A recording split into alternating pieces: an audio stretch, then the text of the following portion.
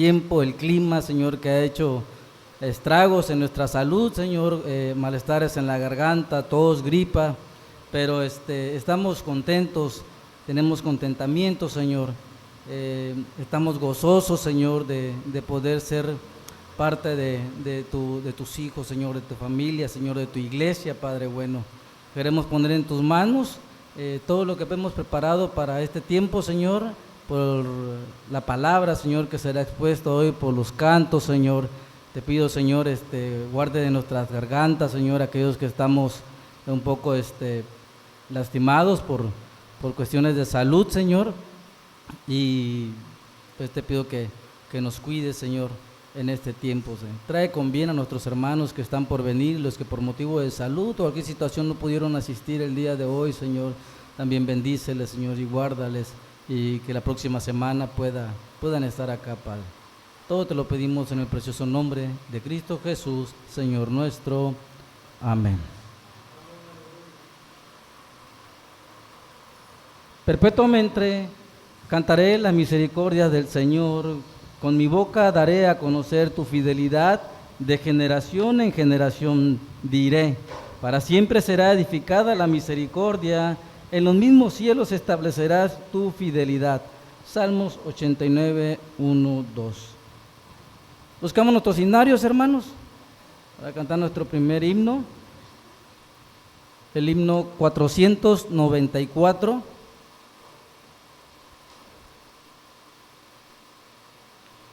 Abba Padre. 494. Hermanos, ¿cómo están? A ver si pueden subir el volumen del micrófono, por favor, para que se escuche hasta atrás. Maite no pudo venir hoy porque está resfriada y la bebé sigue con sus cuidados allí con nebulizadores. Gracias. Y gracias a los músicos ahí, el coro ya está funcionando, me alegra mucho. En unos años esperamos de que haya pianistas, bateristas y otros hermanos que canten. También como informe, hermanos, ese habitador ya fue arreglado, toda la conexión, y se ha hecho limpieza del clima. Muy bien, hermanos, nuestro hermano Víctor está con nosotros y todos aquellos que han orado por él, sigan orando para que su salud sea restaurada de manera plena. Y hermano Víctor dijo que hoy podría predicar, me dijo, ya que estoy yo un poquito también de la garganta, pero, o sea, dar la Santa Cena, pero ya tengo preparado ahí las cositas que voy a compartir, así que esperamos en que se pueda llegar a buen puerto lo que se tiene preparado. Además, hoy va a ser corta la reflexión y la prédica porque tenemos votaciones, tenemos elecciones. Muy bien.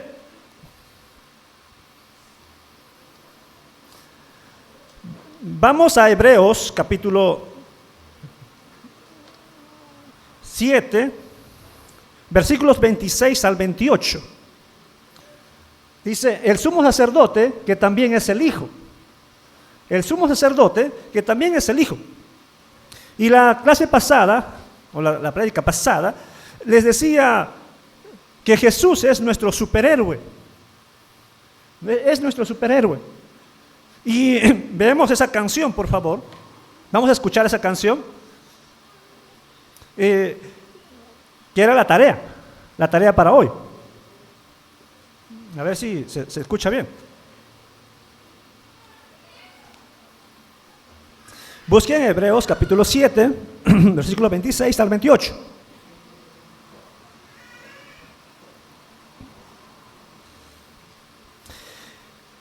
Jesús es mi superhéroe.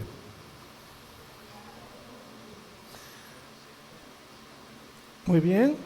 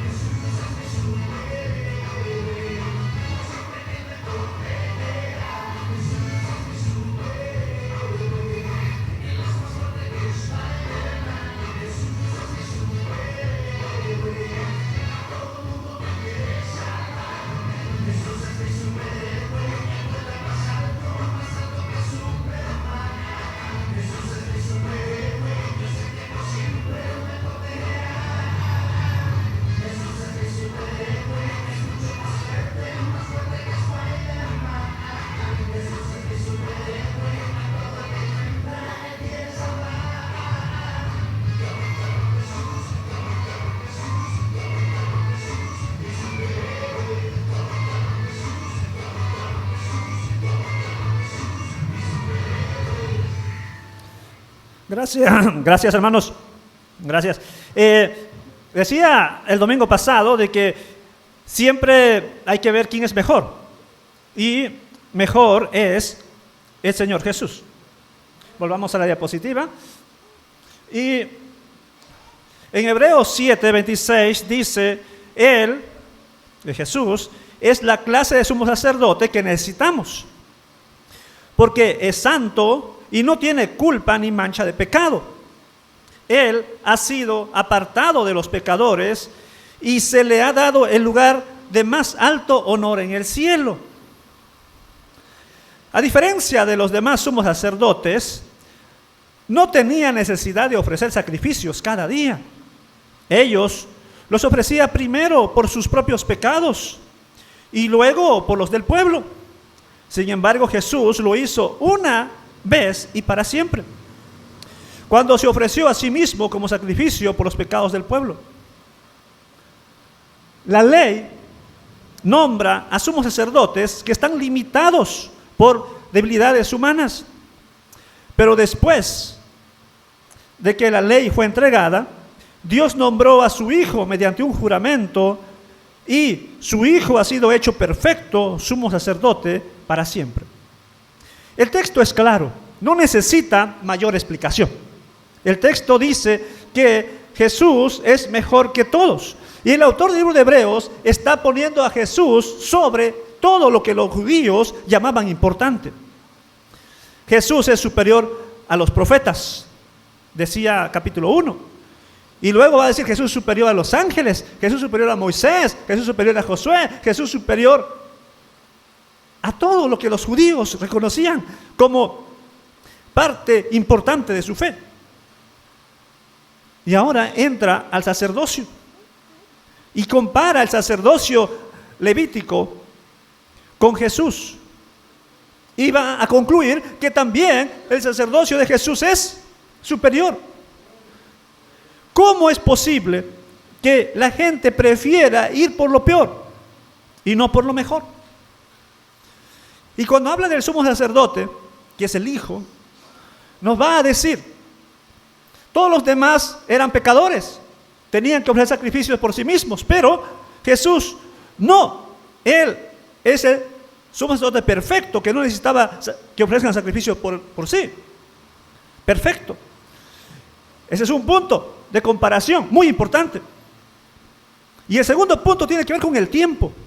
El tiempo de vida del sumo sacerdote y el tiempo de eficacia del sacrificio. Note bien esto. El tiempo de vida de los sumos sacerdotes levíticos era mientras estaba en la tierra. ¿Cuántos años? 20, 30, 40 años que podría ministrar. Pero Jesús, sumo sacerdote, para siempre, no muere. Resucitó y hasta hoy en día está ministrando. Mejor su sumo sacerdocio. Y el otro es la efectividad. Cuando el sumo sacerdote entregaba el sacrificio, ¿cuánto tiempo duraba el sacrificio? ¿Minutos, horas, días, semanas, años? Pero el sacrificio de Jesús es para siempre, es perfecto. Repito, es tonto querer comparar. Y debo decir, mira, es que yo prefiero volver a mi antigua vida. Allí me iba mejor. Ahí tenía las mejores cosas. Hermanos, el autor del libro de Hebreos invita a sus lectores a que consideren lo que es mejor. Y lo mismo quiero hacer hoy con ustedes. ¿Qué es mejor? Pueden comparar con cualquiera. Pueden comparar con el dinero, con la salud, con los millonarios, con los poderosos, lo que te da felicidad. No, Jesús es superior a todo. Por tanto, es tonto querer volver a la vieja vida. Más bien hay que permanecer fieles al Señor siempre. ¿Cuántos de ustedes van a permanecer fieles al Señor? ¿Amén? Muy pocos. En sus corazones dijeron, yo, amén, dijeron. En sus bocas no. Qué bueno, ¿no? No es como, este pueblo de labios me honra. Porque su corazón sí quiere servir al Señor. Fieles al Señor. Por tanto, ¿quiénes tomarán la cena del Señor hoy? Pues lo mismo que el domingo pasado. Los que entienden la supremacía de Cristo, que Cristo es superior a todo. Inclusive los superhéroes, que algunos tienen hasta hoy en día, siendo grandes todavía, siguen creyendo en superhéroes. Uno de mis compañeros de maestría, fuimos a visitar a otra compañera en su casa y vio la laptop libre y dijo, bueno, vamos a ver Goku. Y se puso a ver Goku. Ya se la maestría. Y como la compañera era pentecostal, dijo, le vas a meter demonios a mi computadora. Y el hombre no era un ignorante, era científico, o sea, incluso estuvo en donde se encontró la partícula de Dios, allá en Francia, en Suiza. Y hay adultos aquí que juegan todavía videojuegos, ¿no? Pero, al margen de ese detalle, Jesús es superior a todo. Hay que poner la mira en Él. Entiende que Jesús es superior a todo. Muy bien, para las visitas, requisitos para la cena del Señor y advertencias. Por favor, luego de la oración, los diáconos ayudan a repartir los elementos. Oh Señor, a ti damos las gracias porque nos permites estar en tu casa y leer este texto claro, bastante claro, de la superioridad de Jesucristo sobre todos los sumos sacerdotes terrenales que existieron. Y nosotros aquí estamos eligiendo al mejor sumo sacerdote, al que es perfecto, al que su sacrificio es eficaz. Ayúdenos a seguir reflexionando sobre este pasaje en concreto y los pasajes siguientes. Gracias, muchas gracias, porque si no hubiese sido por ese amor que nos tienes, hoy estaríamos perdidos. Señor, sigue teniendo misericordia de nosotros. Señor, sigue teniendo misericordia de nuestras vidas. Jesucristo nos amó tanto que dio su vida por nosotros. Y algunos quizá están siendo tentados a abandonar esta fe, tentados a abandonar la vida cristiana. Ten misericordia, Señor.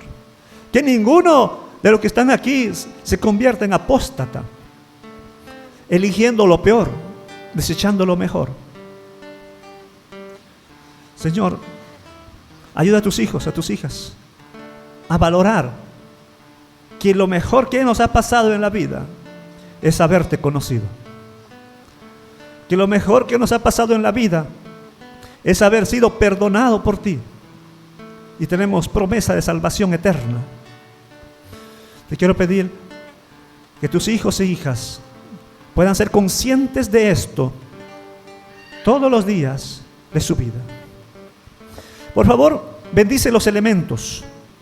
Bendice la copa que representa la sangre de nuestro Señor. Bendice el pan que representa el cuerpo de nuestro Señor. Y vamos a servir agradecidos por el sacrificio de nuestro Redentor, Jesucristo. Amén. Amén. Dice el versículo 23 de 1 Corintios 11. Porque yo recibí lo que también os he enseñado, que el Señor Jesús, la noche que fue entregado, tomó pan, y habiendo dado gracias, lo partió y dijo: tomad, comed, esto es mi cuerpo, que por vosotros es partido. Haced esto en memoria de mí. Los que tenemos el pan, podemos participar.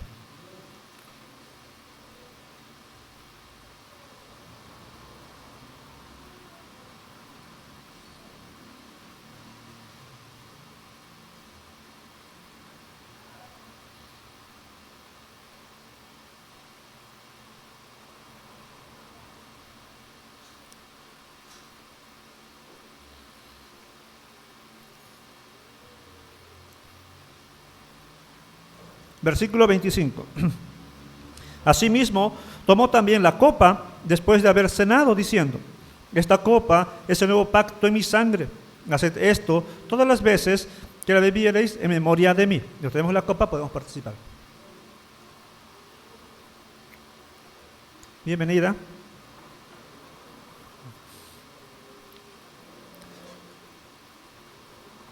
Versículo 26. Así pues, todas las veces que comieres este pan y bebieres esta copa, la muerte del Señor anunciáis hasta que Él venga. Vamos a orar. Señor, muchas gracias. Gracias porque tú nos sostienes hasta el día de hoy. Gracias, Señor, porque nos has cuidado. Y yo te quiero pedir de manera especial que tu mano de sanidad venga sobre cada uno de tus hijos aquí. Cada uno.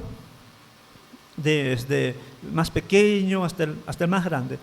Especialmente de la gripa, de la garganta y otras enfermedades que pudieran haber. Te quiero pedir que en tu gracia nos sigas fortaleciendo. Fortalece nuestro cuerpo, Señor.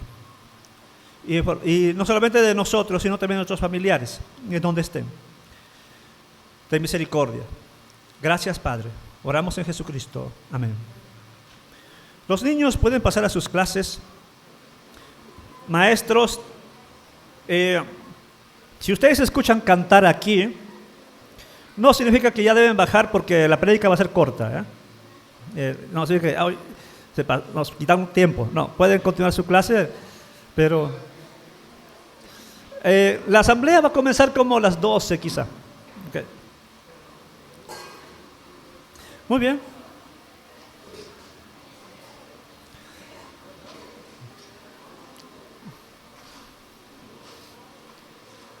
Vamos a continuar con el tema de acusaciones. Acusaciones y sentencia. El domingo pasado hablábamos también de eso, de acusación y sentencia. Pero ahora, al parecer, es mucho más fuerte. O sea, cada vez se va incrementando. ¿Ya? Cada vez se va incrementando el juicio de Dios. Tenemos aquí en imagen una declaración de un juez, o lo que el juez toma como diciendo, ya, sentencia. Y Dios está cansado ya de su pueblo. No porque Dios se cansa necesariamente, porque como dijimos el domingo pasado, Dios es grande misericordia, tardo para la ira. Tardo para la ira, grande misericordia. Y mucha gente se confunde. Piensa de que Dios es un ser a quien se le puede jugar, se le puede engañar. ¿Por qué? Porque peco y no pasa nada. Peco y no pasa nada. Entonces Dios no castiga. Pero Dios es grande misericordia. Y ciertamente va a castigar en un momento propicio. Va a castigar en el momento propicio. Amados hermanos, nunca olviden que Dios está tomando todo en cuenta. Así que vamos por favor al libro de Oseas, capítulo 8, versículo 1. El libro de Oseas, capítulo 8, versículo 1. Y esta sección es el pacto roto con Yahvé. Dios, en su misericordia, ha hecho un pacto con el pueblo de Israel. ¿En dónde? Ya lo sabemos. Y ese pacto fue roto por el pueblo de Israel. Veamos lo que dice la Reina Valera. Versículo 1. Pon a tu boca trompeta, como águila viene contra la casa de Jehová, porque traspasaron mi pacto y se rebelaron contra mi ley. Ahí el texto dice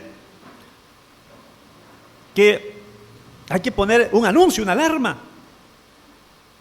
Una alarma. Pon a tu boca trompeta. Y la trompeta se trata del cuerno del carnero. El cuerno del carnero.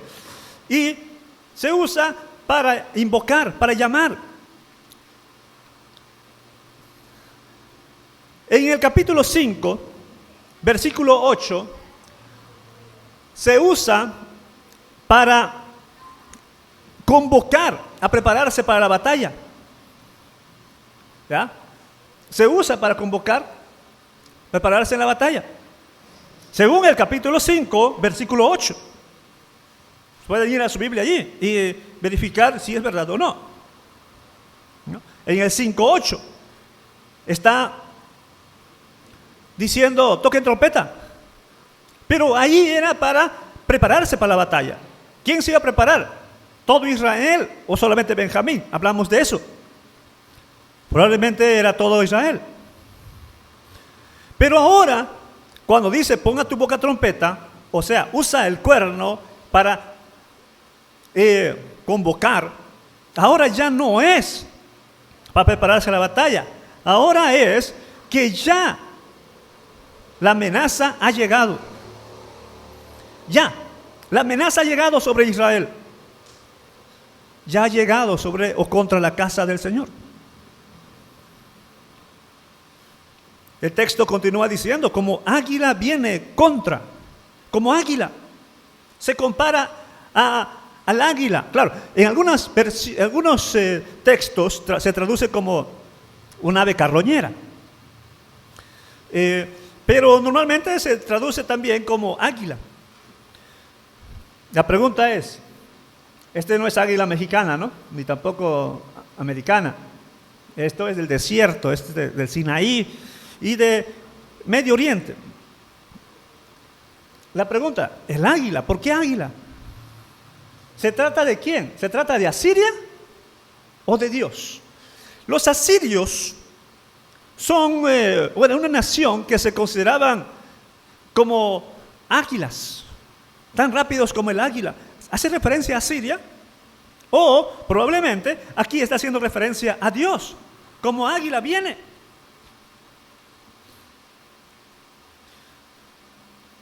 Hay que entender este pasaje, igual como entendimos Oseas capítulo 5, versículos 8 al 14. Porque allí se decía de que Asiria venía a atacar a Israel. Pero luego Yahvé es identificado como el verdadero enemigo. O sea, Asiria es el enemigo, pero el que está detrás de Asiria es Dios. Ahora, en el capítulo 8, que estamos iniciando, también comienza de una forma ambigua. No sabemos a quién se refiere como águila. ¿Se refiere a Asiria, porque ellos se consideraban como águilas? ¿O se refiere a Dios? Pero lo más probable es de que Dios esté detrás como juez de su casa, porque Israel ha cometido apostasía. Como águila viene contra la casa de Israel. ¿Quién? ¿Y Asiria? Sí, Asiria viene porque Asiria los va a conquistar. Pero hace referencia más que a Asiria, hace referencia a Dios. Dios está detrás, porque Dios va a ser el que va a castigar. Dios es el verdadero enemigo de Israel en este caso. Y luego dice, viene contra la casa de Jehová, a la Reina Valera. La pregunta es, ¿se refiere al templo de Jerusalén? Porque los profetas cuando hablan de casa de Jehová, generalmente se refieren a Jerusalén, al templo. Entonces, si fuese así, Oseas está refiriéndose a que la amenaza va contra Judá. ¿Pero por qué a Judá si es que está hablando contra Israel, contra el reino del norte? No tiene sentido. No tiene sentido que Oseas esté diciendo casa de Jehová y se refiera al templo de Jerusalén, porque es otro país. ¿O es que está diciendo, israelitas, mira, ustedes no se preocupen, Dios va a castigar a Judá? Bueno, quizá no se refiera al templo de Jerusalén, sino se refiere a la tierra. Quizá Oseas usa la expresión para referirse a los santuarios aberrantes de Yahvé situados en Betel y Samaria, los lugares donde el Israel sincrético veneraba becerros de oro como íconos de Yahvé. Porque decía, ¿no? Jeroboam dijo, y luego los siguientes reyes, aquí está Yahvé. ¿Y qué era Yahvé? Un toro de oro. Y había templo para Yahvé, para Yahvé, entre comillas, en ese culto sincrético, usando mucho sincretismo. Había en Betel, en Samaria, en Dan y en otros, Siquén quizá también. Una forma de referirse viene contra la casa de Jehová, pero se refiere a esas casas de Jehová. Puede ser. Pero tenemos que seguir pensando, seguir reflexionando. Pero es más probable que denote a toda la casa del Dios de Israel. No solamente la tierra, sino también su pueblo. O sea, no es solamente una que viene como el águila, el enemigo, sobre los lugares santos, entre comillas, santuarios, donde dice casa de Yahvé. No, sino sobre toda la tierra. Pero, ¿qué? ¿Conquistar la tierra? No tiene sentido. No, tiene que ser contra su gente, contra las personas que están ahí, contra el pueblo. Por eso, algunas traducciones han entendido que quizá traducir casa de Jehová no sea adecuada para el lector, porque va a causar confusión. Aunque el hebreo sí dice Bet Yahvé, o sea, casa de Yahvé. Y han cambiado en la traducción. Por ejemplo, la TLA, la traducción lenguaje actual, dice: ya viene el destructor de mi pueblo. Cambia el sentido, el destructor de mi pueblo. Dios habla hoy, traduce, sobre el pueblo del Señor. El pueblo del Señor. No dice sobre la casa del Señor, sobre el pueblo del Señor. Y la traducción viviente dice sobre el pueblo del Señor. Claro, aquí con mayúscula porque se trata de Yahvé. Entonces, viene como águila, veloz, a atacar contra el pueblo de Israel, que es el pueblo del Señor. Rebelde, sí, es el pueblo del Señor. Tratando de explicar para que entiendan la Biblia, hermanos.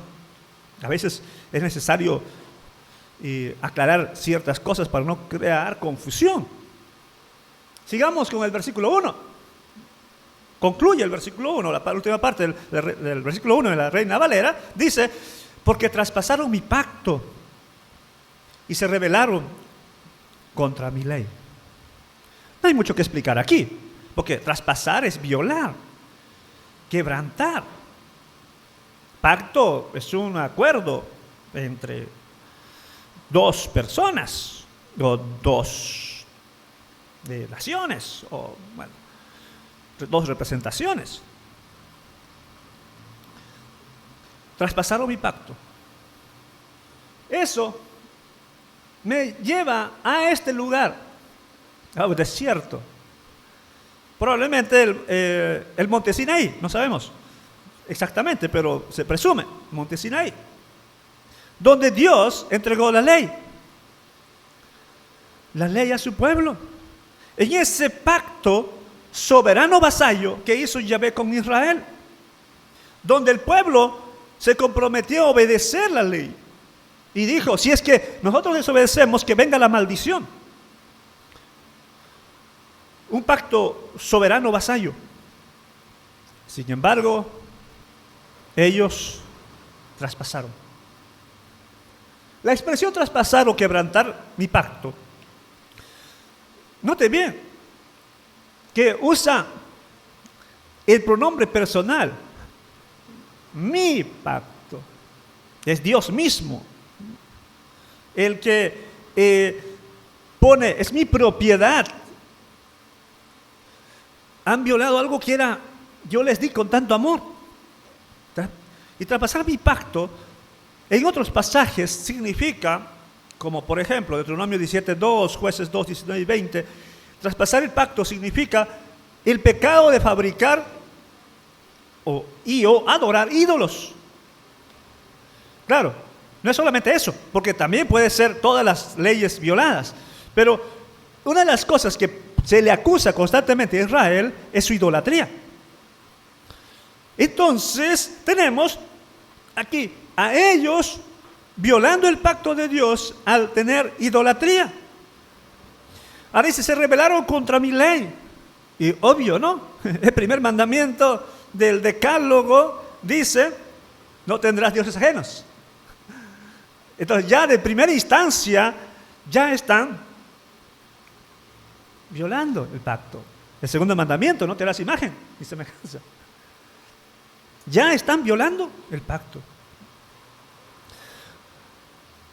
Ahora bien, ellos, ahí va la acusación, ¿no? La acusación y sentencia, porque se sentencia de la venida de un enemigo que va contra el pueblo de Israel, y la razón para que se va a juzgar a este pueblo, se le acusa principalmente por violar el pacto de Dios, rebelarse contra la ley de Dios.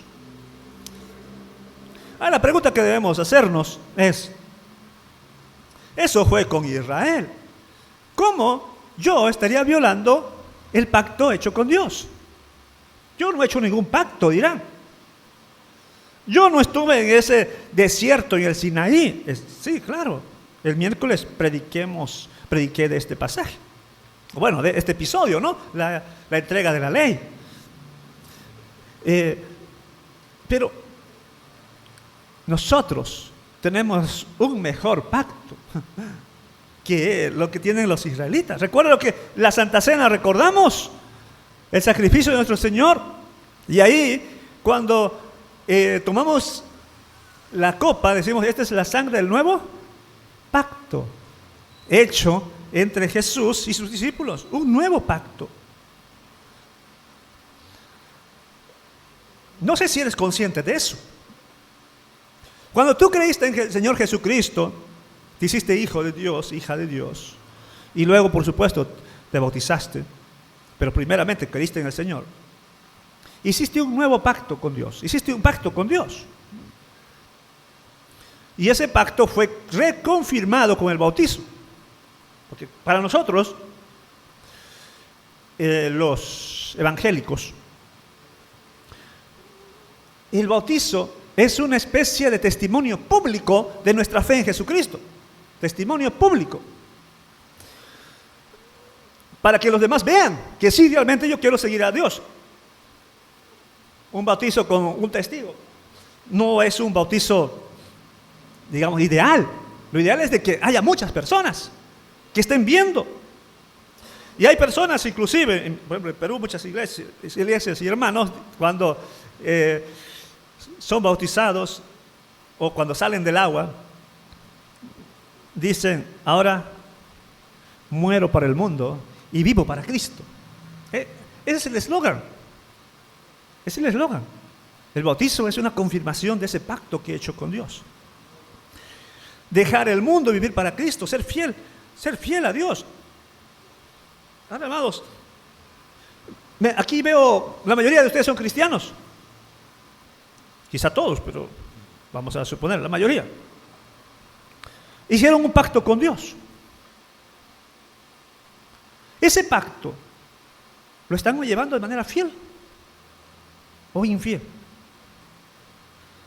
Ustedes han dicho, yo voy a ser fiel a Dios hasta mi muerte, voy a seguirle.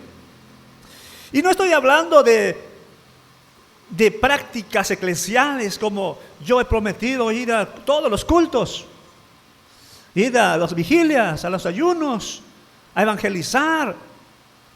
No estoy hablando de promesas hechas, que debemos cumplirlas. Si lo hemos hecho, hay que cumplirlas. Me estoy hablando de fidelidad a Dios. Ser fieles a Dios. Ser sus embajadores. Ser buenos cristianos donde estemos. ¿Será de que nosotros también nos estamos rebelando contra Dios? Decimos ser cristianos si no lo somos. Como decía una canción de hace 20 años, cristiano de la secreta, cristiano tipo camaleón, de los que no se distinguen en el montón. Creo que voy a buscar esa canción y ponerlo acá. Algunos creo que no lo han escuchado, el cristiano de la secreta, o no han visto la película es otra cosa, tiene esos chistes ahí. Pueden buscarlo en YouTube, busquen película cristiano de la secreta. Cristianos tipo camaleón, de aquellos que no se distinguen en el montón, dice las letras. O sea, se comporta como su entorno se comporta. Si su entorno le es dado a las malas palabras, también habla malas palabras. Si su entorno le es dado a contar chistes subidos de tono, ahí está también él participando. Si su entorno son de hablar de personas que no son sus parejas, ellos también, tipo camaleón, que no se distinguen del montón, traspasando mi pacto. Versículo 2. Conocimiento insincero, conocimiento no sincero de Yahvé. Hay un error acá. Debería ser 2. Al reto de copiar, debería ser 2. 8:2. A mí clamará Israel: Dios mío, te hemos conocido. Wow, qué bueno, ¿no? Eso es lo que Dios quiere. Dios quiere que se arrepientan, que clamen. Pero pareciera que no es así. Pareciera que aquí más es como un sarcasmo. Cuando clamen y digan: Dios, te conocemos, te hemos conocido. ¿Cómo? ¿Me conocen? Dicen que me conocen. A mí clamará Israel: Dios mío, te hemos conocido. Y Dios quiere que lo conozcan, por supuesto. Pero pareciera que esto es de mentira. Esto es mentira, no es de verdad que conocen a Dios.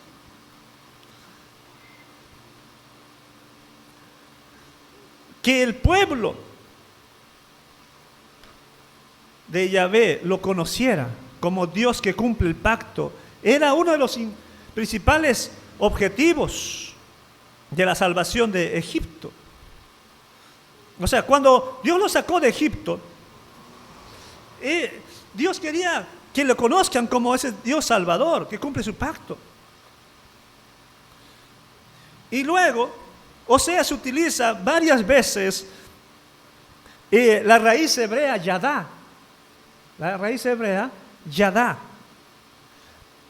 para resumir la ética del pacto como el conocimiento de Dios. En el 4:1 va a decir eso, en el 6:6, en el 4:6, mi pueblo pereció por falta de conocimiento. ¿Y qué cosa quiere Dios? Dice, que le conozcan. Eso es lo que Dios está buscando de su pueblo, que le conozcan. Y ya hemos dicho, no es un conocimiento intelectual, no es un conocimiento teórico. No es malo la teoría, no es malo la teología, pero si solamente queda en teórico, no es suficiente. En esta iglesia valoramos bastante los estudios,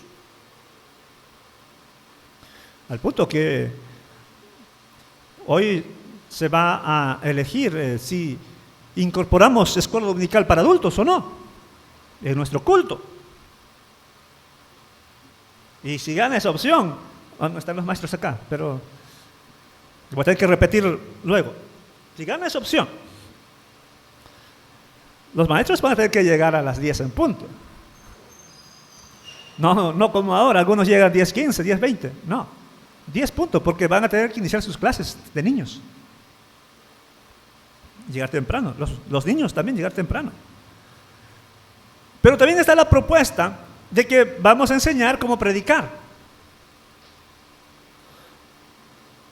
Y seguramente habrá otros cursos.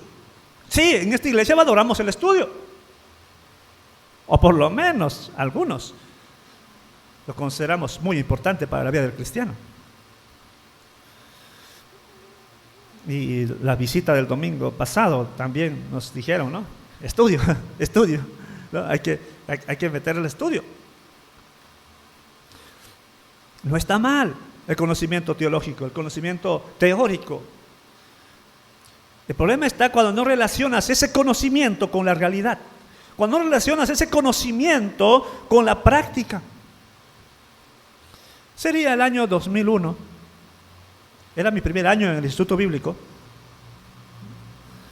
y mi tío, decano del instituto, director académico del instituto, nos estaba enseñando pues los cursos, ¿no? Y él nos decía lo que le dijeron.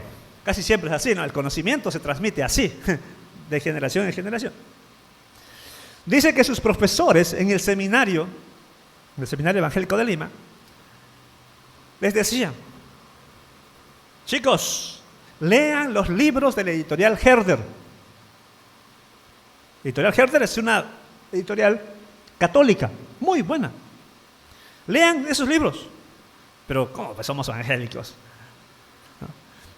Aunque en el seminario no hay problema de eso, porque hay que leer de todo un poco. Pero en la iglesia ya puede causar confusión. Entonces les decía este profesor: lean, porque ellos hacen una buena exégesis, buen estudio. El problema está en la praxis.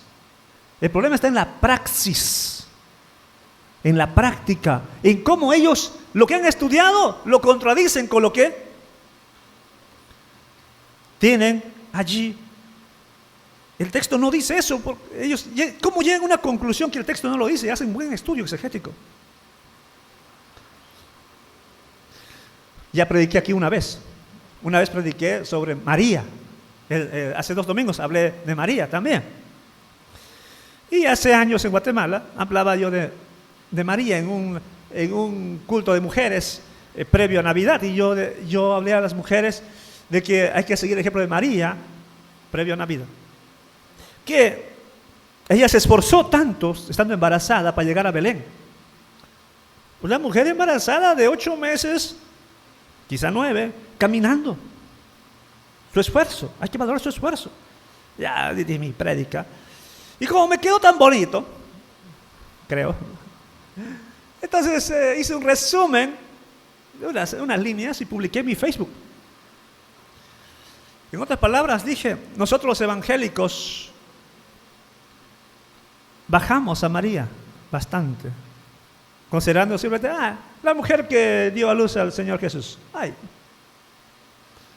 Y los católicos la elevan demasiado. ¡Wow! La madre, nuestra madre, la reina del cielo, o todos los adjetivos. ¿No? Los evangélicos lo bajamos y los católicos lo elevan. Pero la Biblia tiene muy buena apreciación de María. Ya hablemos de eso en el Día de la Madre aquí.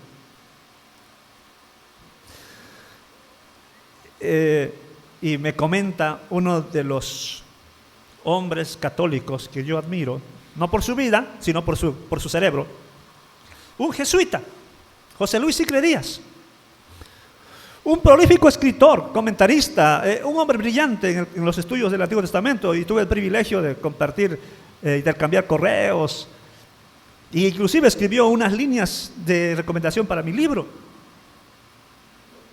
Es uno de los pesos pesados. Fue profesor casi toda su vida en el Vaticano, en el Instituto Bíblico Pontificio de Roma. y me comenta en el Facebook. Y dice, no, eso no. No es que los católicos lo elevamos mucho. Solamente enseñamos lo que la Biblia dice. El problema no está en nosotros, el problema está en la religiosidad popular. Religiosidad popular. ¿Qué se refiere con eso? La gente del pueblo. La gente del pueblo que no lee a sus eruditos católicos, que no lee a sus expertos. Y yo en mi mente dije, para no pelearme con el profe, ¿y quiénes son los que están ministrando allí en esas procesiones? No son sacerdotes, no son teólogos. No son ellos los que deben corregir ese abuso de la religiosidad popular. Una cosa es el conocimiento y otra muy distinta es la práctica. A veces hay mucha disociación entre lo que se conoce y lo que se hace. Amados hermanos, yo les quiero animar a que nuestro conocimiento de Dios no sea solamente teórico, intelectual, o como dijera el hombre sufriente de Job, de oídas. No, un conocimiento pleno, vivencial, un conocimiento que lleva a la práctica. No un conocimiento de que yo sé la ley y hago todo lo contrario. Si ellos tenían la ley que decía no tendrás dioses ajenos, no tendrás ninguna cosa semejanza, ninguna imagen y semejanza, eso, teoría, pero en la práctica tenían sus ídolos. Solamente como ejemplo. Y así podríamos mencionar un montón de cosas del pueblo de Israel que decía temer a Dios, pero en la práctica no lo temía. Y si volvemos al texto, dice, te hemos conocido. Ellos dicen que conocen a Dios. Ellos dicen que conocen a Dios. Es un conocimiento o bien limitado, o mejor dicho, un conocimiento insincero. No es sincero su conocimiento.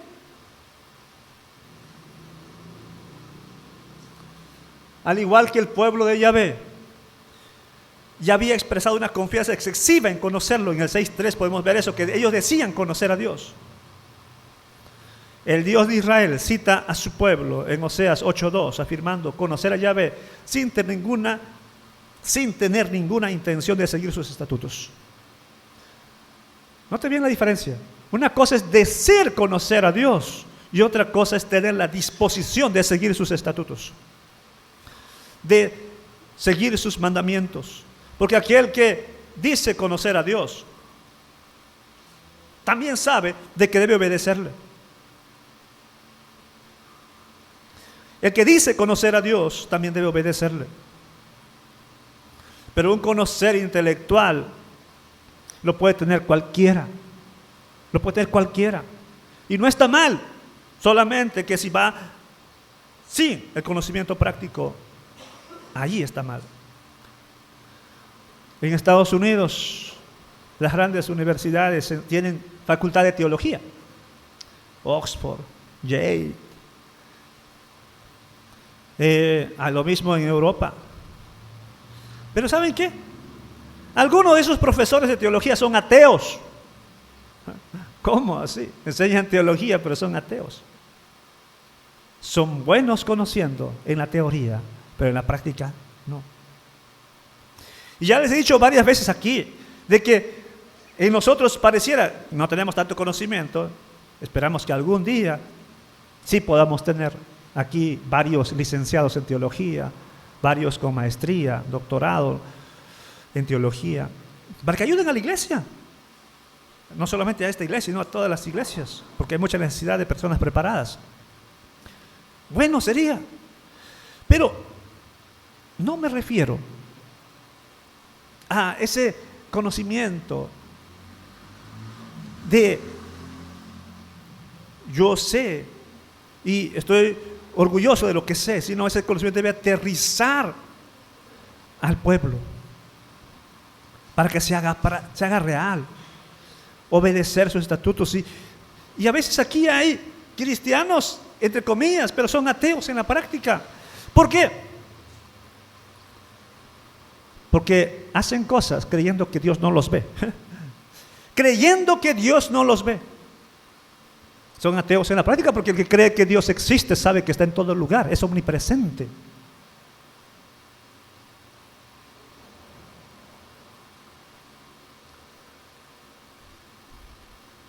Versículo 3. El resumen y el veredicto de Yahvé. Israel desechó el bien. Enemigo lo perseguirá. Un versículo corto, ¿no? Israel desechó el bien y enemigo lo perseguirá. ¿Qué podemos explicar de esto? No mucho, ¿no? No mucho. Desechó el bien, obvio, ¿no? Desechó el bien. O sea, busca el mal. Y va a ser castigado, el enemigo lo va a perseguir. Bueno, procuremos aterrizar un poco. El bien podría ser interpretado de 2 a 3 formas. Pero me voy a quedar con una, que probablemente sea la explicación acorde al contexto, sobre el bien como Dios mismo. El bien como Dios mismo. Claro, podría ser otra interpretación como desechó hacer lo correcto. Desechó hacer lo correcto, puede ser una buena interpretación. Otra interpretación podría ser desechó los beneficios de la bondad, desechó las cosas buenas. Puede ser también. Pero voy a explicar con el bien refiriéndose a Dios. La virtud del bien, bondad, en el Antiguo Testamento caracteriza ampliamente la naturaleza de Yahvé. Entonces pueden ver versículos como el Salmo 34:9, el 136:1, donde Dios es bueno. Dios es bueno. Para siempre su misericordia. Dios es bueno. O sea, siempre se le va a decir que Dios es bueno. Dios es el bien. Y en su obra creadora, en todos los días de la creación, va a decir que era bueno, y era bueno, y era bueno. O sea, sus obras también son obras buenas.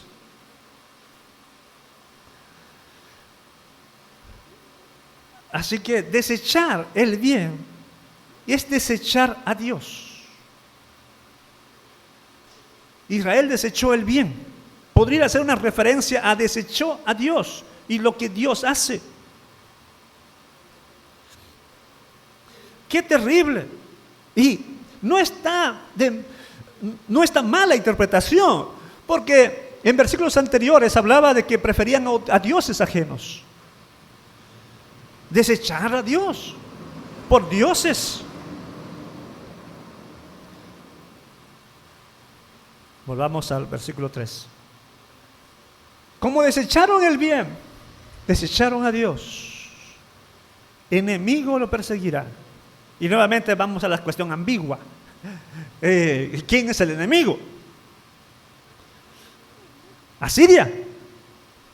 Asiria iba a venir después.